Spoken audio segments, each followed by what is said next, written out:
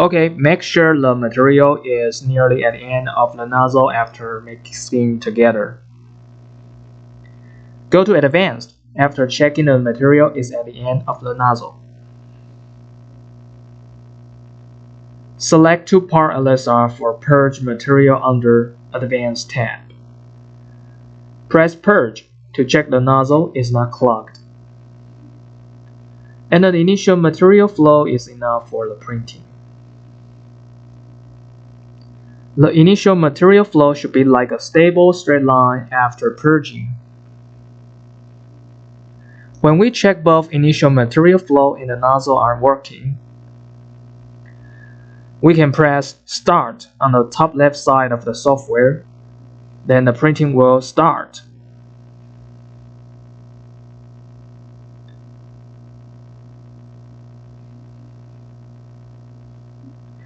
Finally, these are the whole steps for operating S200. Thanks for watching the tutorial.